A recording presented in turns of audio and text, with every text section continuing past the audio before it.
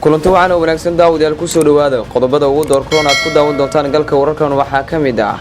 ciidamada Jabuuti oo la wareegay xafiisyada maamulka gobolka Hiiraan madaxweyne Farmaajo oo soo farageliyay xiisada ka taagan magaalada Beledweyne ee xarunta gobolka Hiiraan Kenya oo markii ugu horeysay shaacisay xaqiiqada tirada ciidamada loogu dilay weerarkii Celcadde xog laga helay kulan dhaxmaray Ra'iisul Khayre iyo saraakiil Mareykan ah akhbaaraadka dibadda waxa uu dooroon saaraha ka dhashay gantaal ay xuutiyiinta ku weerareen garoon diyaaradeed ee ku yaala dalka Sacuudiga qodobadaasi qodobo kale ayaad ku daawan doontaan daawadayaal galka wararka haddii aad ku cusub tahay waxaa saartaa subscribe si aad u heshid warar xaqiiqo iyo xogta ugu dambeysay Soomaaliya balse aan ku bilaabo gobolka Hiiraan wararkii ugu dambeeyay ee ka imanay magaalada Beledweyne ee xarunta gobolka Hiiraan ayaa sheegay in ciidamo ka tirsan kuwa AMISOM gaar ahaan kuwa dawladda Jabuuti ay soo farageliyeen xiisada ka taagan magaalada Beledweyne ee xarunta gobolkaasi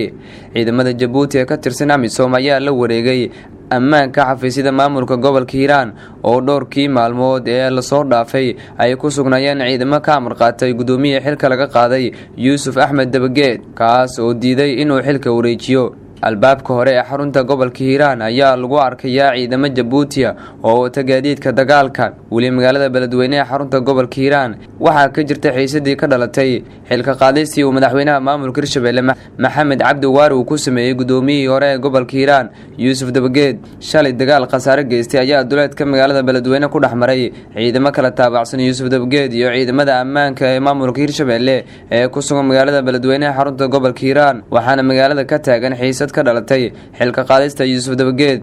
xiisada ka taagan magaalada Beledweyne ee xarunta gobolka Hiiraan ayaa salka ku haysa xilka qaadistii lagu sameeyay gudoomiyihii hore ee gobolka Hiiraan Yuusuf Dabageed oo diiday xilka qaadista waxaana ciidamo taabacsan ay ka wadaan gudaha iyo daafaha magaalada Beledweyne dhaqdhaqaaqyo ciidan kusimaha madaxweynaha ahna madaxweyne ku-xigeenka dowlad goboleedka Hirshabelle Cali Guudlaawe ayaa ka tacsiyay geeridii taliyihii qaybta booliiska gobolka Hiiraan gaashaanle dhexe Maxamed Macow kaas oo lagu dilay iskoorimaad ka dhacay Kalabayr Cali Guudlaawe ayaa ku amray ciidamada amniga inay gacanta ku soo dhigaan cidii ka dambeysay dilka taliyaha sharciga la hortaagi doono sidoo kale wuxuu baaq u diray odayaasha iyo waxgaradka gobolka Hiiraan inay ka qayb qaataan howlaha nabadeynta iyo waxyaabaha ka hor imaanaya hanaanka dawliga ah madaxweynaha Jamhuuriyadda Federaalka Soomaaliya Maxamed Cabdullaahi Farmaajo ayaa guddi u saaray sababtii keentay dagaalkii shalay ka dhacay duleedka magaalada Beledweyne taas oo ay ku dhinteen dad uu ka mid ahaa taliyihii qaybta gobolka Hiiraan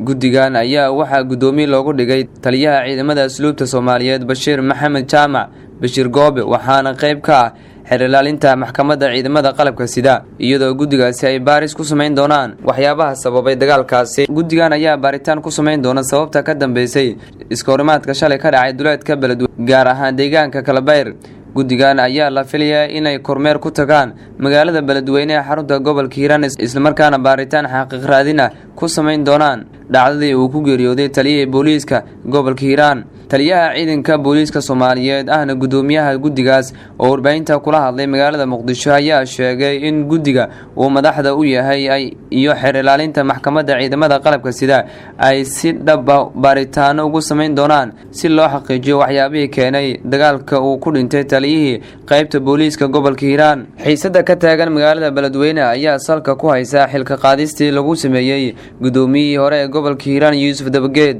waxaana ciidamo taabacsan ay dhaqdhaqaaqyo ciidan ka wadaan gudaha iyo duleedka magaalada Beledweyne sidoo kale guddigan ayaa waxaa loo xilsaaray inay baaris ku sameeyaan israasaaseen dhawaan intii lagu guda jiray bisha Ramadaan degmada Xamarweyne ee gobolka Banaadir ku dhaxmartay ciidamo ka tirsan kuwa dawladda Soomaaliya dawladda Kenya ayaa markii ugu horeysay shaacisay tirada askartii ugu dhimatay weerarkii Celcadde ee ka dhacay sanadkii 2016 taliye ku-xigeenka ciidanka difaaca Kenya oo warbaahinta la hadlay ayaa sheegay in dagaalkii Celcadde ay ku dhinteen 200 askari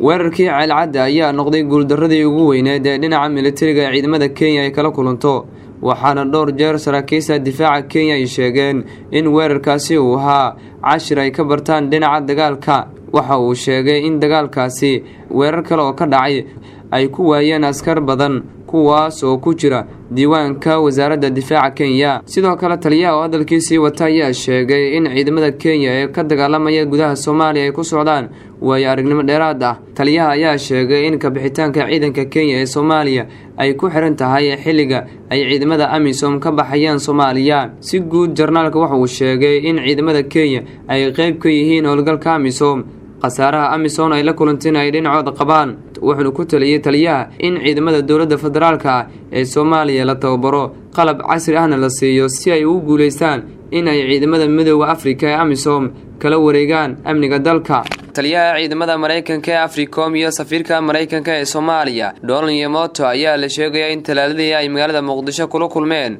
ra'iisul wasaaraha Soomaaliya Xasan Cali Khayre, iyagoona ka wada hadlay sida Mareykanka diyaarku u yahay inay Soomaaliya ka taageeraan soo celinta amniga iyo xasiloonida. wadahadalka labada dhinac sidoo kale ay qayb ka ahaayeen madax badan oo ciidamada xoogga ka tirsan waxa la sheegay in lagu soo qaaday dagaalka ka dhanka al-shabaab. caawinta Mareykanka waxa qayb muhiim ah in uu la shaqeeyo dadka iyo dawladda Soomaaliyeed si loo helo nabad iyo xasilooni. nabadda iyo xasiloonida Soomaaliya waxay micnaheedu tahay in gobolka oo dhan uu helo xasilooni, waxayna micnaheedu tahay in dadka Soomaaliyeed ay awoodaan inay xoogga saaraan dib u dhiska iyo horumarka. Mareykanka ayaa xarun ku leh gobolka Shabeellaha Hoose, waxay si joogto ah u duqeeyaan dagaalamayaasha al-shabaab, waxay kaloo tababar siiyaan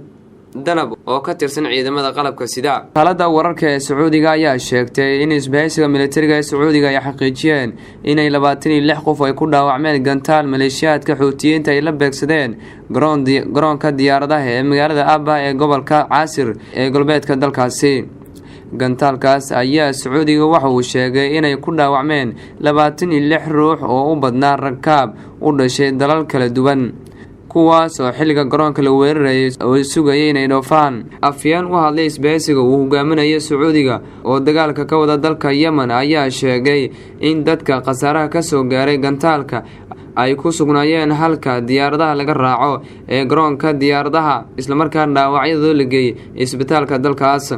dhinaca kale telefishinka Al-Masira ee ku hadla afka maleeshiyaadka Xuutiyiinta waxa uu saacadihii hore ee saaka aroortii baahiyay inay gantaal ku weerareen garoonka diyaaradaha ee magaalada Abba ee dalka Sacuudiga. Xuutiyiinta dalka Yemen ayaa kordhiyay weerarada ay ka geystaan gudaha dalka Sacuudiga, ha yeeshee weerarkan ayaa kii ugu khasaaraha badnaa weerarada ay Xuutiyiinta ka geystaan dalka Sacuudiga. madaxweynaha Mareykanka Donald Trump ayaa maalmihii dambe ku doodayay inuu Sacuudiga hub ka iibin doono si ay iskaga celiyaan Xuutiyiinta Yemen, waxaana arrintaasi ka dhalatay khilaaf xoog leh oo u dhaxeeya Koongareeska Mareykanka iyo Trump. Xuutiyiinta Yemen ayaa hore u ballan qaaday inay Sacuudiga dalkeeda ka dareemi doonto dhibaatada ay ku hayso Yemen, isla markaana ay ka dagaalami doonaan gudaha Sacuudiga. guud ahaan intaas ayaan kusoo gabagabeynaya daawadayaal warkii aad ka daawanayseen galka wararka. intaan warkaan oo kale aan ku kulmi doono sidaas iyo nabadgelyo.